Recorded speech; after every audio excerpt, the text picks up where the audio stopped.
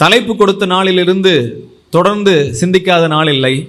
ஆனால் இன்றைக்கு கூட்டம் தொடங்குகின்ற நேரத்தில் தான் சொல்ல சொல்ல இனிக்கும் எங்கிருந்து வந்தது என்று தேடினேன். சொல்ல சொல்ல இனிக்குதடா என்று ஒரு பாடல் நீங்கள் எல்லோரும் கேட்டிருப்பீர்கள். எந்த படம் என்று தேடி தலைப்பை கொடுத்தவரால் தேடி சொல்ல வேண்டும் அல்லவா என்பதற்காக கூகுள் செய்த பொழுது அது கந்தன் கருணை என்று சொன்னது. காலம் நான் பிறந்ததற்கு 8 வருடங்கள் முன்பு வந்த அந்த திரைப்படம்.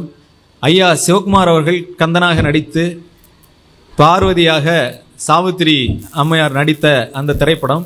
சாவித்திரி என்கின்ற திரைப்படத்திலிருந்து சாவித்திரியாக நடித்த கீர்த்தி சுரேஷ் அவர்களுடைய நினைவு வந்தது.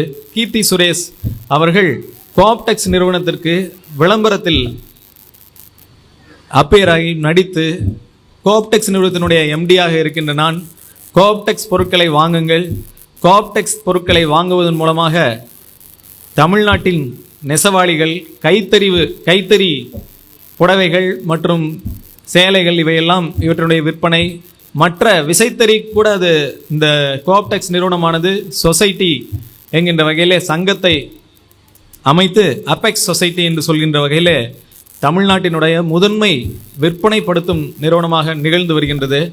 எனவே இது 89 வருடங்கள் பாரம்பரியம் மிக்க இந்த கோஆப்டெக்ஸ் நிறுவனத்திற்கு நீங்கள் ஏற்கனவே ஆதரவு கொடுத்து வருவீர்கள். பெட்ஷீட்டு, தலையணை, ஹோம் ப்ராடக்ட்ஸ் என்று சொல்லக்கூடிய வீட்டில் பயன்படுத்தக்கூடிய அனைத்து பொருட்களும் கோஆப்டெக்ஸ் நிறுவனத்தில் கிடைக்கின்றன.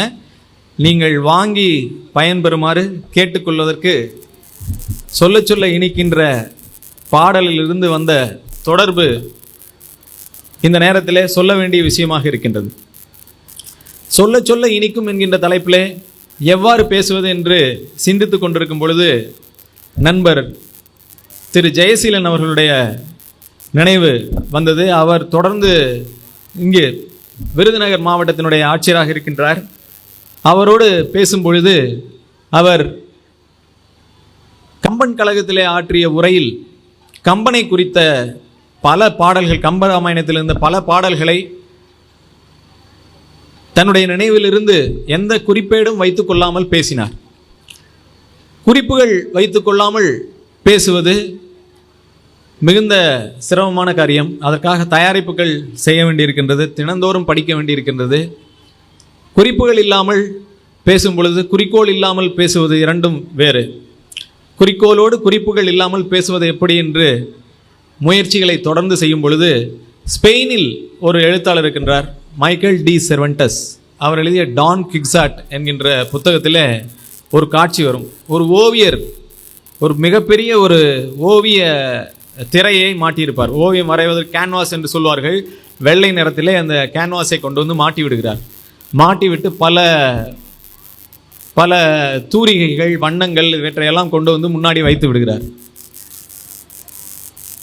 ஒரு திரைப்படத்தில் ஒரு பாடல் உண்டு. தீ புறப்படும், நான் தீ வரைந்தால் உயிரல்லதெல்லாம் உயிராகும் என்றால் உயிருள்ள நானே என்ன ஆவேனோ என்கின்ற பாடல். அந்த பாடலில் வருவது போல அந்த ஓவியர் வந்து அந்த ஓவியத்தை வரைய ஆரம்பிக்கும் பொழுது அதை சுற்றி இருக்கின்றவர்கள் கேட்கிறார்கள், ஐயா நீங்கள் ஏதோ படம் வரைய போறீங்கன்னு நினைக்கிறோம், என்ன படம் வரைய போறீங்க அப்படின்னு கேட்கும் பொழுது அவர் சொன்ன பதில் என்னன்னா, வரைந்த பிறகுதான் தெரியும், வரைய தொடங்குகின்றேன், இப்போ வரைந்த பிறகுதான் அது என்ன வரைய போகின்றோம், let us see what comes out of it. அது வரைந்த பிறகு என்ன வருகின்றது என்று நானும் பார்க்க வேண்டும் என்பதற்காகத்தான் வரைய தொடங்கி இருக்கின்றேன். சொல்ல சொல்ல இனிக்கும் என்கின்ற தலைப்பில் பேசிய பிறகு என்ன வரப்போகிறது என்ற வீடியோ பதிவுகளின் மூலமாக மீண்டும் பார்க்க வேண்டும் என்கின்ற ஆவலோடு தான் நானும் இங்கே பேச ஆரம்பித்திருக்கின்றேன். எப்படி இப்படி பேச முடியும் என்று நீங்கள் கேட்கலாம். இந்த மாபெரும் சபைதனில் நீங்கள் பேசும் பொழுது, ஒரு இமயத்திற்கு அருகில் இருந்து பேசும் பொழுது எப்படி என்ன பேசுவது என்று தெரியாமல் பேச முடியும்? நண்பர் துளசிதாசன் ஐயா அவர்கள் இங்கே வீட்டிருக்கின்றார். பள்ளியினுடைய முதல்வர்.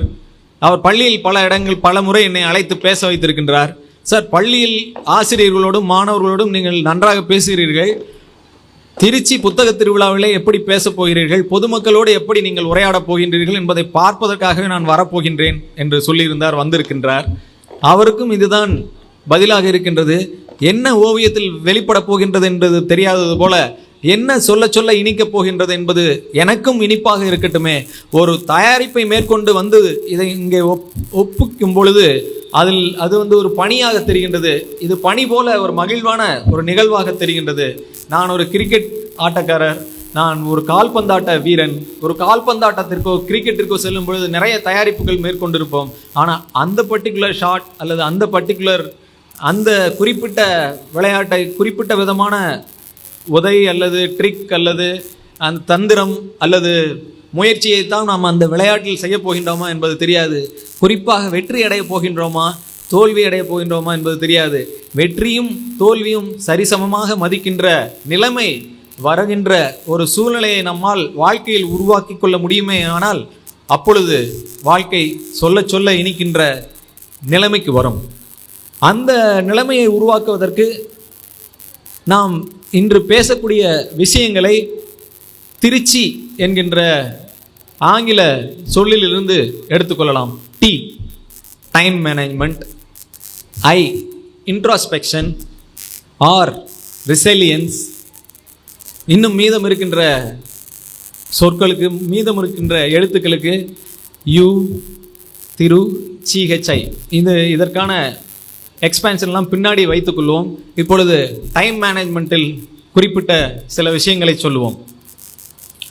டைம் மேனேஜ்மெண்ட் என்ற உடனே கம்பராமாயணத்திலிருந்து ஒரு பாடலை சொல்ல விருப்பப்படுகின்றேன். உறங்குகின்ற கும்பகர்ண உங்கள் மாய வாழ்வெல்லாம் இறங்குகின்றது இங்கு கான் எழுந்திராய் எழுந்திராய் கரங்கு போன்ற விற்பிடித்த காலதூதர் கையிலே உறங்குவாய் உறங்குவாய் இனி கிடந்துறங்குவாய் என்கின்றது ஒரு பாடல். இந்த பாடலை சிவில் சர்வீஸ், அதாவது இந்திய ஆட்சி பணிக்கு தமிழிலே தேர்வு எழுத வேண்டும், தமிழே ஒரு பாடமாக எடுத்துக்கொண்டு எழுத வேண்டும் என்கின்ற ஆர்வத்தை உருவாக்கியவர்கள் திரு சங்கர சரவணன், திரு செங்கதிர் ஐயா, திரு மீனாட்சி சுந்தரம், டாக்டர் மீனாட்சி சுந்தரம் சார். இவர்கள் எல்லாம் எங்களுடைய சீனியர்ஸ். அவங்களெல்லாம் இப்போ IAS அதிகாரிகளாக, நமது IPS அதிகாரிகளாக நமது மாநிலத்திலும் பிற மாநிலங்களிலும் பணியாற்றி வருகின்றார்கள். அதில் டாக்டர் KP ஆனந்த் என்ற ஒரு சீனியர், அவர் ஆடிட்டிங் AG அக்கௌண்டன்ட் ஜெனரலாக தமிழ்நாட்டிலும் கேரளத்திலும் இப்பொழுதும் பணியாற்றி வருகின்றார். அவரிடத்துல சென்று இந்த மாதிரி சார் சிவில் சர்வீஸ் படிக்கணும் சார், இந்த தமிழ் எடுத்து படிக்கலான் இருக்கேன். அப்போது அவர் சில பாடல்களை சொல்லிக் கொடுத்த போது இந்த பாடலை குறிப்பாக சொன்னார். இந்த பாடல் இருக்கின்ற சுவை இவ்வளவு வருடங்கள் கழித்தும் நினைவில் இருப்பதற்கு அதில் இருக்கின்ற இசையும் காரணம். இசையும் பாட்டும் எப்படி மனதில் ஒட்டி கொள்கின்றது. இந்த உலகத்திலே ஆச்சரியத்தை தரக்கூடிய பல பொருட்கள் இருக்கின்றன. ஒவ்வொருத்தருக்கும் ஒவ்வொரு ஆச்சரியம். புத்தகங்களை பார்க்கும் பொழுது ஆச்சரியம், பத்திரிகைகளை பற்றி பேசும் பொழுது ஆச்சரியம், புத்தனை பற்றி சொல்லும் பொழுது ஆச்சரியம், கவிதையை கேட்கும் பொழுது ஆச்சரியம். ஆச்சரியத்தின் நெற்றியிலும் அவசரத்தின் பரபரப்பிலும் பரபரப்பின் பாதத்திலும் முத்தமிட்ட கால்பந்து அத்தை மகள் கால் கொலுசு என்கின்ற ஒரு கவிதையை தெருவிளையாடல் புத்தகத்தினுடைய இறுதியிலே இணைத்திருந்தேன். கால்பந்து சிலருக்கு ஆச்சரியம், கிரிக்கெட் சிலருக்கு ஆச்சரியம். இந்தியா உலகக்கோப்பையில் தோல்வியுற்ற பொழுது பலருக்கு ஆச்சரியம், அனைவருக்கும் ஆச்சரியம். இப்படி ஆச்சரியம் நிறைய இருக்கின்றது. ஆனால் உலகத்திலேயே மிகப்பெரிய ஆச்சரியம், பாட்டினை போல் ஆச்சரியம் இந்த பாரின் மிசை இல்லையடா என்று இப்படி அடித்து சொல்லுவர் யார் என்று பார்த்தால், நீடுதுயில் நீக்க பாடி வந்த நிலா, காடு கமலும் கற்பூர சொற்கோ, சிந்துக்கு தந்தை செந்தமிழ் தேனி பைந்தமிழ் தேர்ப்பாகன், இந்நாட்டை கவிழ்க்கும் பகையை கவிழ்க்கும் கவி முரசு முண்டாசு கவி பாரதி அவர்கள் சொன்னது இந்த பாட்டினை போல் ஆச்சரியம் அந்த பாரின் மிசை இல்லையடா என்று. அத்தகைய பாட்டில் இருக்கின்ற இசை நம் மனதில் அதை என்றென்றும் நினைவில் வைத்துக் கொள்ள தூண்டுகின்றது. அந்த பாடல் அவர் சொல்லும் பொழுது சொன்னார், இப்பொழுதும் அவர் எதிரிலிருந்து சொல்வது போல தெரிகிறது. கரங்கு போன்ற விற்பிடித்த கால தூதர் கையிலே என்று இசையோடு அவர் சொல்லித்தந்த அந்த பாடலில் என்ன சொல்கின்றார்கள்? கும்பகர்ணா உறங்கிக் கொண்டிருக்கின்றாயே, உறக்கம் எப்படி இருக்கின்றது?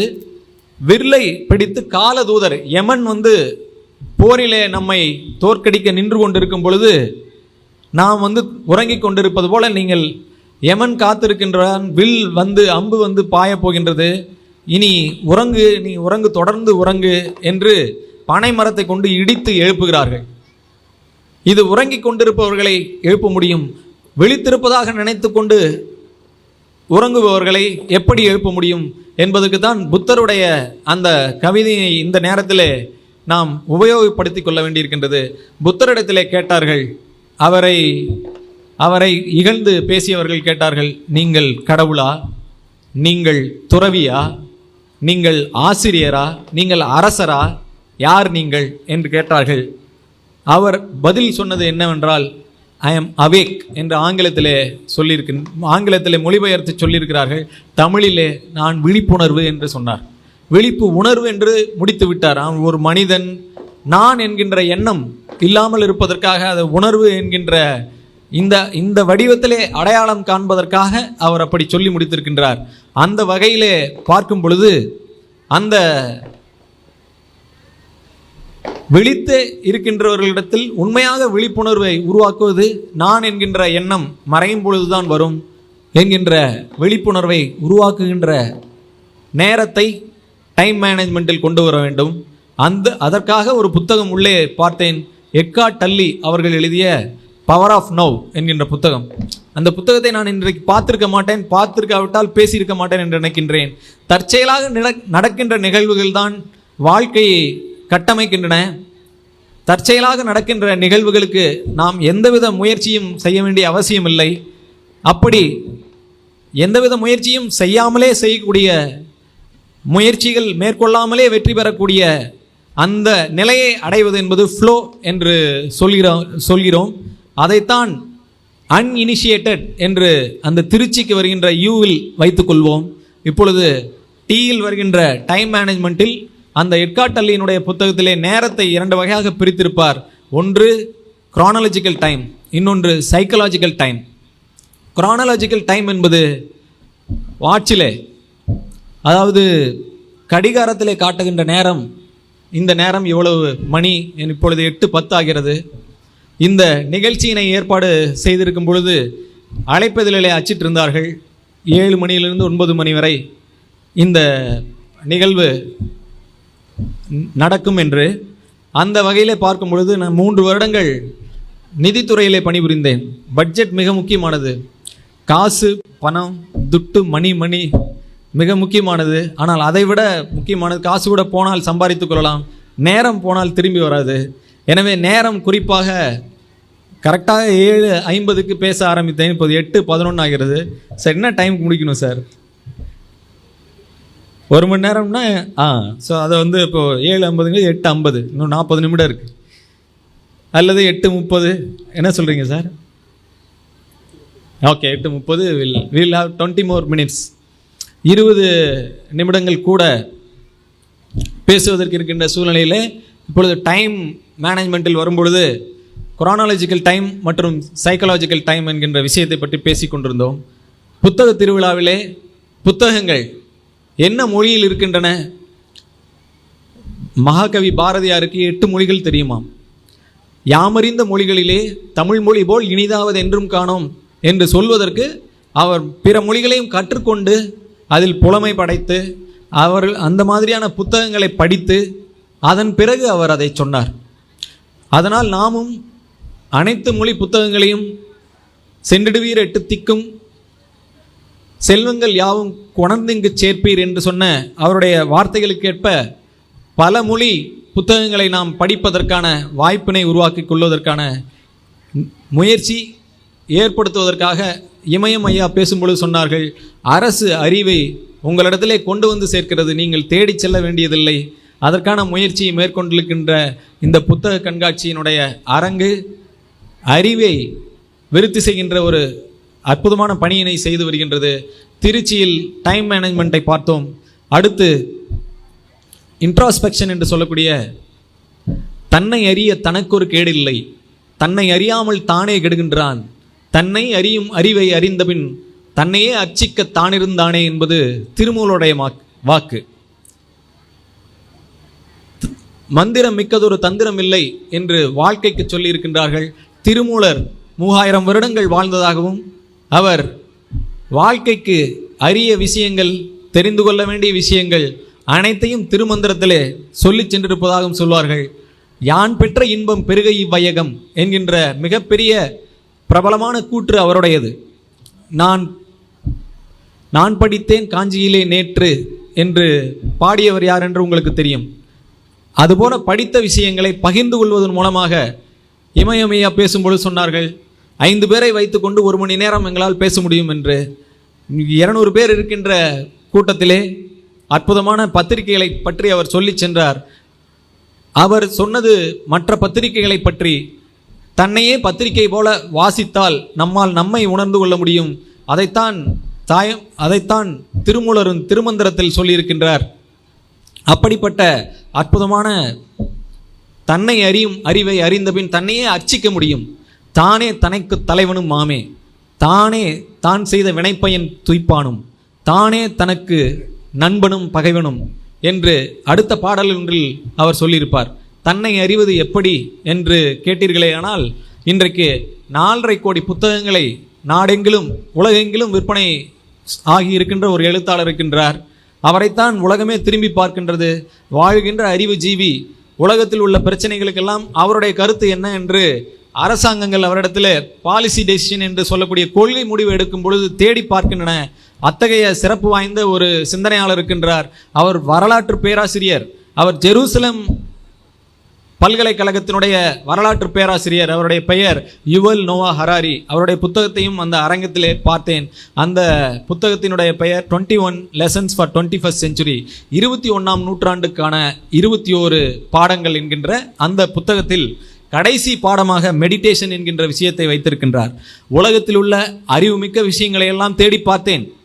ஒரு பேராசிரியர் என்றால் அவர் ஏராளமாக படித்திருக்க வேண்டும்.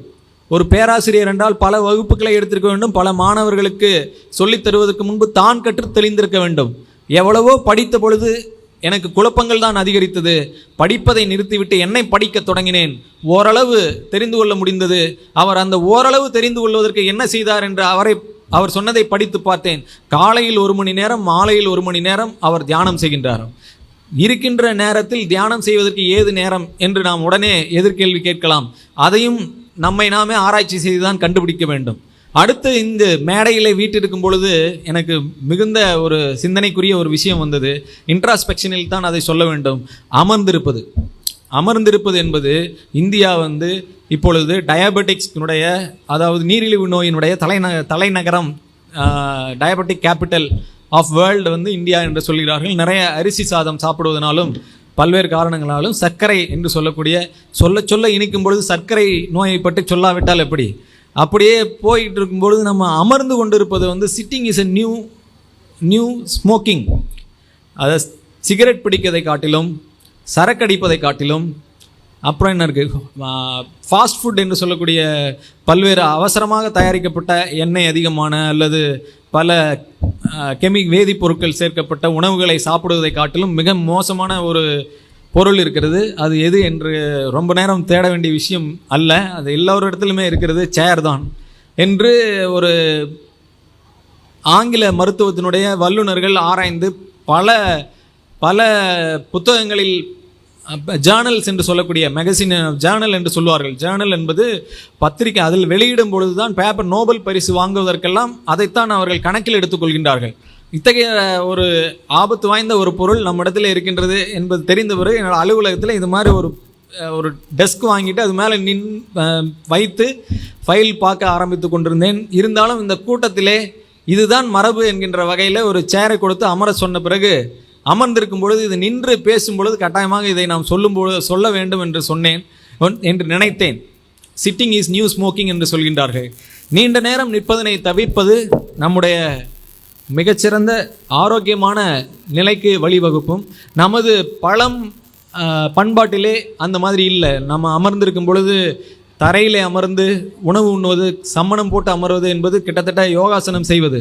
அதற்கான முயற்சிகள் எல்லாம் மேற்கொள்ளக்கூடிய அளவுக்கு இப்பொழுது அதே மாதிரி பல்வேறு நம்முடைய பண்பாட்டு நிகழ்வுகளில் திண்ணையில் அந்த மாதிரி இந்த மாதிரியான வடிவத்தில் நாம் அமர்வதில்லை.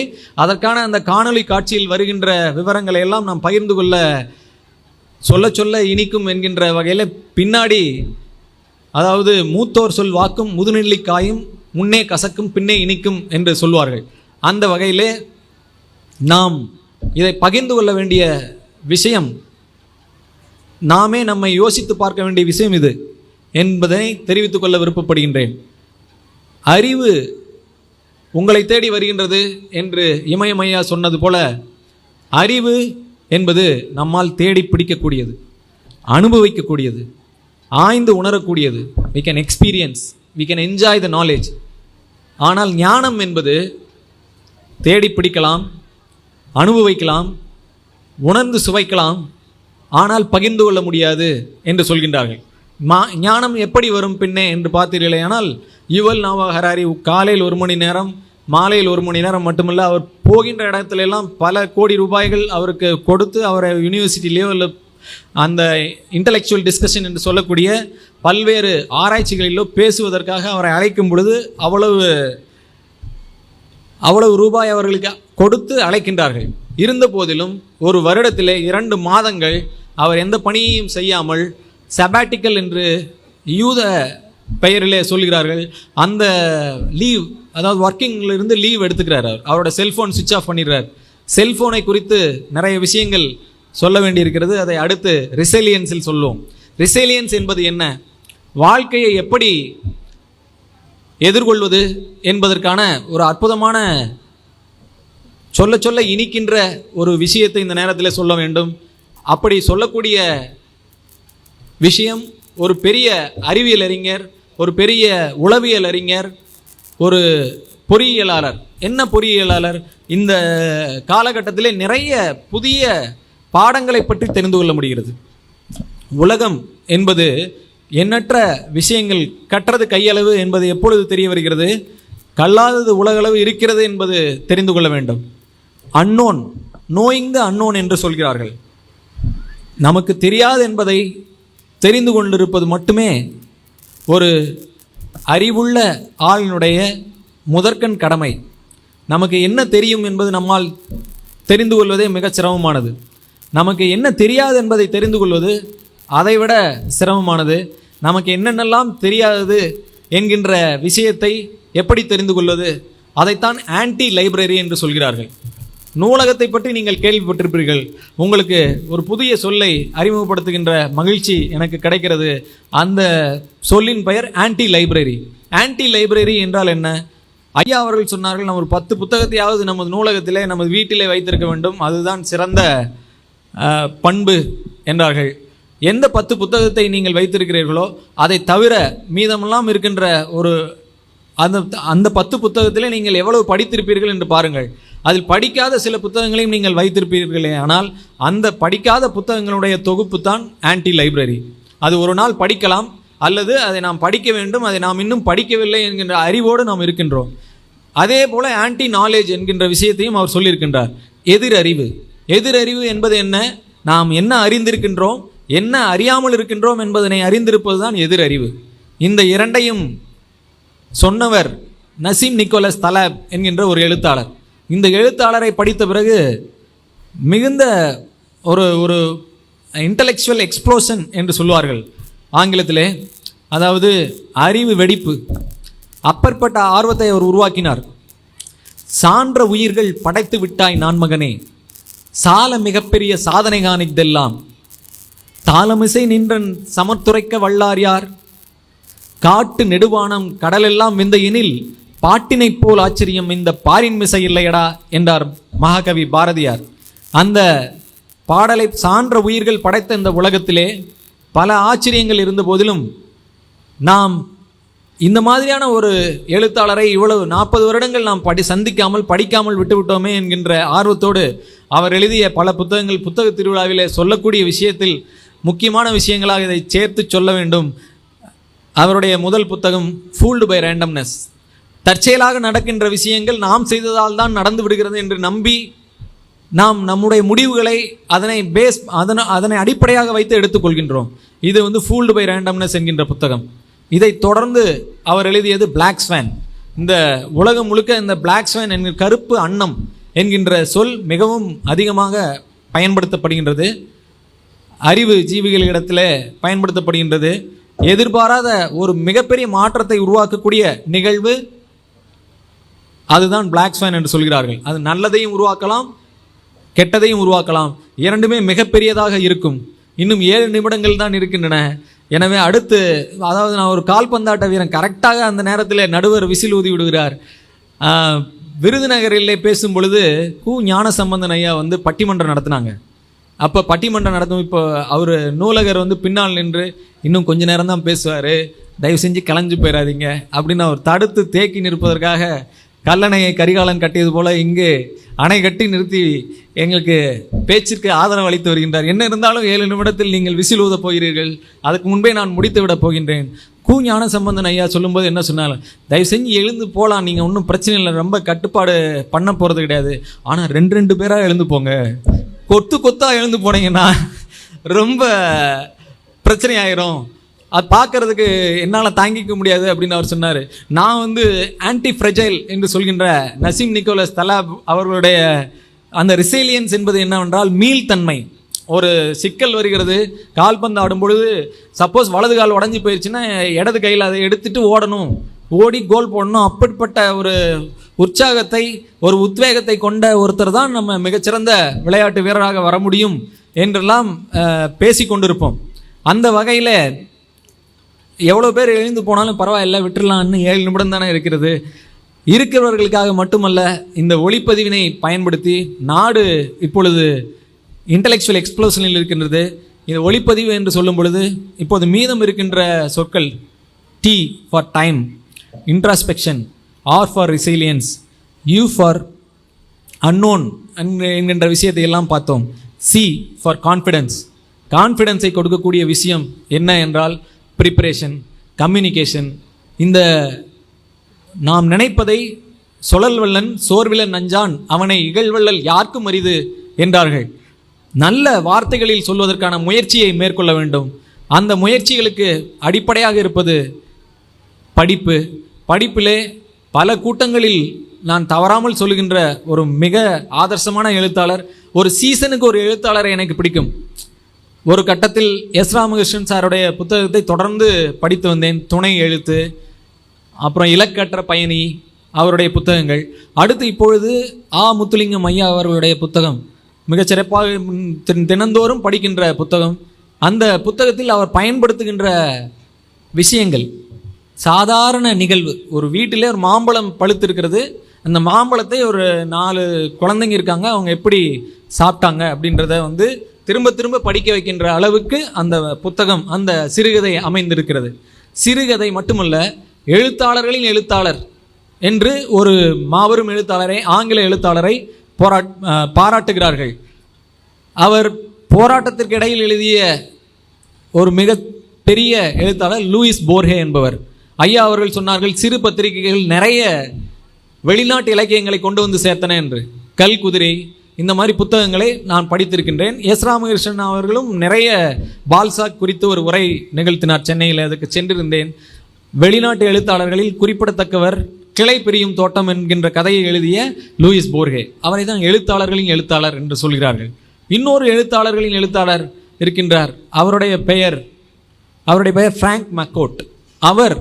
அவரை பற்றி இன்னொரு எழுத்தாளர் சொல்கிறார், டேவிட். அதாவது பெண்ணுக்கு பெண்ணே பேராசை கொள்ளும் பேரழகெல்லாம் படைத்தவளோ அவள் செந்தமிழ் தேன் மொழியாள் நிலாவென சிரிக்கும் மலர் கொடியாள். அதில் பெண்ணுக்கு பெண்ணே பேராசை கொள்ளும் பேரழகெல்லாம் படைத்தவர் என்கின்ற ஒரு வார்த்தை வரும். ஒரு எழுத்தாளருக்கு எழுத்தாளனே பேராசை கொள்கின்ற ஒரு எழுத்தாளர் இருந்திருக்கிறார் என்றால், அவர் அந்த எழுத்தாளரை போற்றி பாராட்டிய எழுத்தாளர் பெயர் வந்து டேவிட் செடாரிஸ். டேவிட் செடாரிஸ் என்ன செய்கிறார், அவர் அந்த எழுத்தாளர் அவரை பற்றி முத்துலிங்கம் சார் தான் எனக்கு இன்ட்ரோடியூஸ் பண்ணி வைக்கிறார். அந்த கட்டுரையினுடைய தலைப்பு வந்து என்னை உயிரோடு வைத்திருப்பவர். என்ன உயிரோடு வைத்திருப்பவர்? இப்போ இந்த காலத்தில் வந்து மனநிலை, நல்ல மனநிலையோடு இருப்பது தான், அதாவது வினைத்திற்பம் என்பது ஒருவன் மனத்திற்பம் என்று திருவள்ளுவர் சொல்லியிருக்கின்றார். நல்ல மனம் வேண்டும், நல்ல மனம் வேண்டும் என்பது மிக அடிப்படையான ஒரு தேவை. நல்ல மனதிலிருந்து தானே வாழ்க்கை அமைகிறது. மனம் போல் வாழ்வு என்று சொல்வார்கள். அத்தகைய மனதில் ஒரு டிப்ரெஷன் வந்தது, ஒரு சூழ்நிலையில் வந்து இனிமேல் வாழ்ந்து என்ன பிரயோஜனம்னு நினச்சிடுறார். சரி, நம்ம இறந்து போயிடலாம் நினைக்கும் பொழுது ஒரு விஷயம் தடுக்கிறது. அந்த ஒரு விஷயம் என்னவென்றால், நம்ம ஒரு வேளை இறந்து போனதுக்கப்புறம் அவர் ஒரு சிறுகதையோ ஒரு கட்டுரையோ எழுதினார்னா அது படிக்காமல் நம்ம இறந்து போயிடக்கூடாது. அதனால் அவர் எழுதுகிற வரைக்கும் நம்ம உயிரோடு இருக்கணும். என்னை உயிரோடு வைத்திருப்பவர் என்று அவர் அந்த எழுத்தாளரை பாராட்டுகின்றார் என்றால் எவ்வளோ அழகாக இருக்கும். புல்லட் இன் த பிரெயின் அப்படின்னு ஒரு சின்ன கதை, ஒரு 10 பக்கம் கூட இருக்காது. அந்த கதையை நான் படித்து பார்த்தேன். அவர் பெயர் வந்து ஃப்ராங்க் மெக்கோட்டில். இவருடைய கதை வந்து டோபியாஸ் வுல்ஃப், WOLFF. ஸோ இவருடைய கதையை நம்ம படிக்கணும். ஒருத்தர் உயிரோடு வைத்திருக்கக்கூடிய இவரே பெரிய எழுத்தாளர். அத்தகைய எழுத்தாளருடைய கதைகளை படிக்க வேண்டும் என்று இந்த புல்லட் இந்த பிரெயின் என்கின்ற விஷயத்தை படித்தேன். இப்போது எழுத்தாளர்கள் 2 பேரை சொல்லியிருக்கின்றேன். இவர்களை எல்லாம் சொல்லிக்கொண்டே சென்றால் சொல்ல சொல்ல இனிக்கும். தனுஷ் அவர்களுடைய படத்திலே பார்க்கும்பொழுது ஒரு வசனம் வரும், என்னெல்லாம் பார்த்தா பிடிக்காது, பார்க்க தான் பிடிக்கும் அப்படின்ட்டு. நிறைய புத்தகங்களை படித்த உடனே பிடிக்காது, படிக்கத்தான் பிடிக்கும். அதாவது படிப்பது என்பது எப்படி என்றால், எப்படி படிக்க வேண்டும் என்றால், இப்போ முத்துலிங்கம் ஐயாவுடைய புத்தகங்களை மறுபடியும் படிச்சுட்டு இருக்கும்போது என் பொண்ணு கேட்டா, தீபிகா, அப்பா ஏற்கனவே நீங்கள் படிச்சிட்டிங்களே அப்படின்ட்டு. இல்லைம்மா, இப்போல்லாம் நான் வந்து முன்னாடி படித்தது வந்து கதை படிக்கிறதுக்காக, இப்போ படிக்கிறது வந்து மனப்பாடம் பண்ணுறதுக்காக அப்படின்ட்டு. அந்த அளவுக்கு அதில் என்ன இருக்குது அப்படின்னா, ரீடிங் இஸ் சோயிங், விதைப்பது. விவசாயிகளுக்கு தெரியும், திருச்சி வளம் வாய்ந்த பொன்னி நதி பார்க்கணுமேன்னு சொல்கிற மாதிரி பொன்னி நதி பாய்ந்து வளம் வாய்ந்த இந்த இடத்துல விதைப்பது ஒரு கட்டம், படிப்பது விதைப்பது போன்றது. Rereading is harvesting.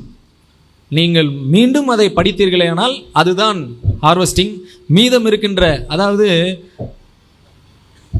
ஒரு ஜைகார்னிக் எஃபெக்ட் என்ற ஒரு சோசியாலஜிஸ்ட், ஒரு சைக்காலஜிஸ்டுடைய எஃபெக்ட் இருக்கிறது. ஜைகார்னிக் என்பவர் ஒரு PhD ஸ்டூடெண்ட். எப்போ பழைய PhD ஸ்டூடெண்ட், இங்கே இல்லை, ரஷ்யாவில். அவர் ஹோட்டலுக்கு போகிறாரு. அங்கே போயிட்டு அந்த மேடம் அவங்க பார்த்துட்டு அங்கே சர்வரோட பிஹேவியரை பார்த்துட்டு ஒரு பெரிய உளவியல் கோட்பாட்டை கண்டுபிடிக்கிறார். அது அவரோட பெயரில் ஜைகார்னிக் எஃபெக்ட் என்று சொல்லப்படுகின்றது.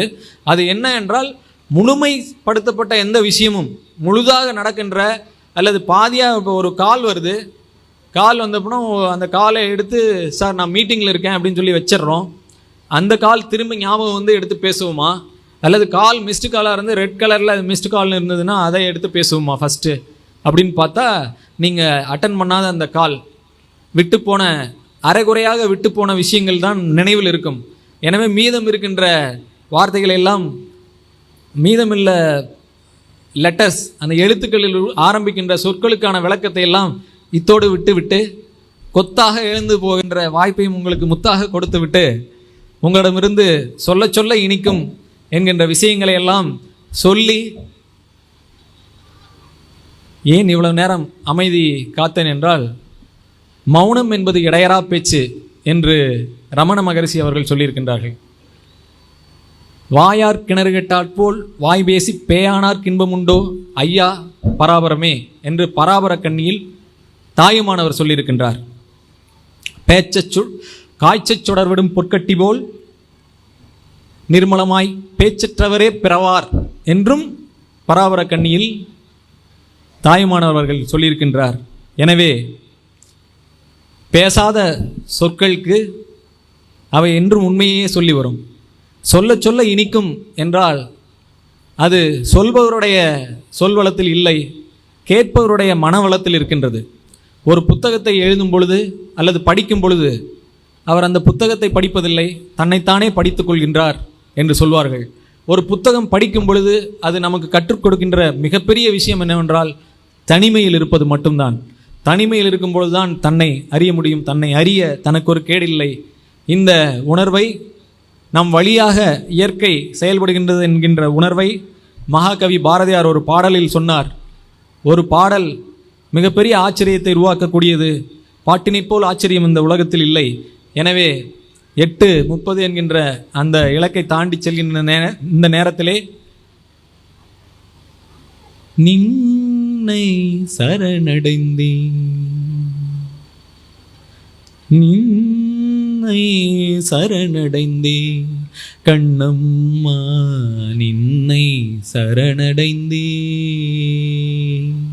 பொன்னை உயர்வை புகழை விரும்பிடும் என்னை கவலைகள் தின்னத்தகாதென நின்னை சரணடைந்தேன் கண்ணம்மா, நின்னை சரணடைந்தேன். மிடிமையும் அச்சமும் மேவி என் நெஞ்சில் குடிமை புகுந்தன.